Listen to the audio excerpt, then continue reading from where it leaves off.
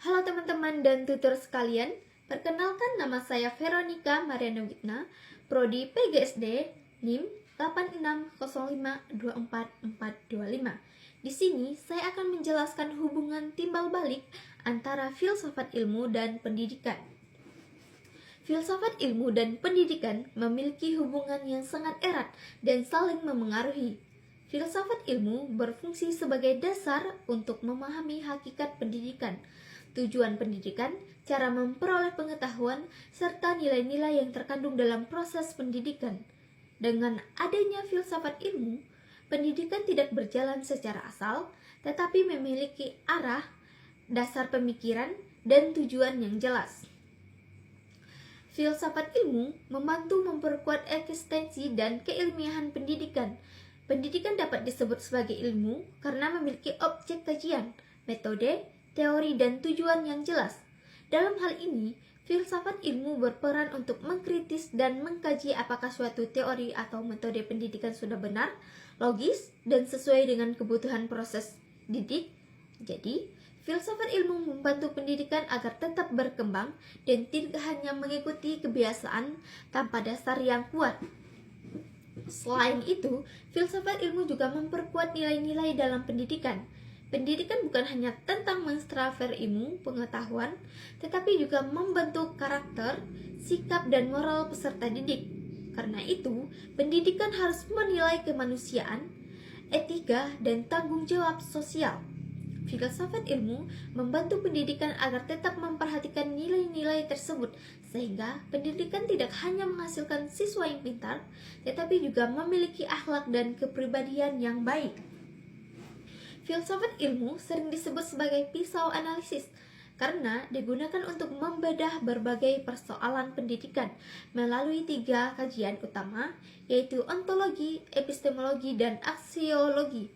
Ontologi membahas tentang apa yang dipelajari dalam pendidikan, misalnya pendidikan mempelajari proses belajar, perkembangan peserta didik, metode pembelajaran, dan tujuan pendidikan. Epistemologi membahas bagaimana cara memperoleh pengetahuan yang benar dalam pendidikan. Contohnya, melalui penelitian, observasi, pengalaman belajar, dan metode ilmiah yang digunakan guru dalam proses pembelajaran. Sedangkan aksiologi membahas tentang nilai dan manfaat pendidikan bagi kehidupan manusia. Pendidikan harus memberikan manfaat nyata baik untuk individu maupun masyarakat, seperti membentuk karakter, meningkatkan keterampilan, dan menciptakan kehidupan yang lebih baik. Melalui 3 kajian tersebut, filsafat ilmu membantu guru dan dunia pendidikan untuk memahami masalah pendidikan secara lebih mendalam dan kritis. Misalnya, ketika ada masalah rendahnya motivasi belajar siswa, guru tidak hanya menyalahkan siswa, tetapi juga menganalisis metode pembelajaran, lingkungan belajar, dan tujuan pendidikan yang digunakan. Sebaliknya, pendidikan juga turut memperkuat perkembangan filsafat ilmu. Pendidikan yang bermakna dan berkualitas akan melahirkan pemikiran-pemikiran baru, penelitian, dan inovasi yang dapat mengembangkan ilmu pengetahuan.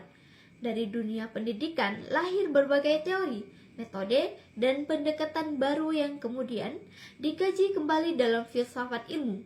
Jadi, hubungan keduanya saling mendukung dan tidak dapat dipisahkan.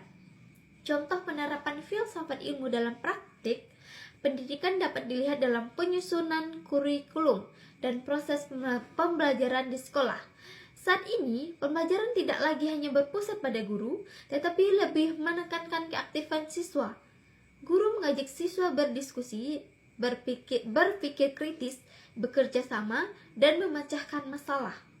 Hal ini menunjukkan adanya penerapan pemikiran filsafat ilmu dan pendidikan modern.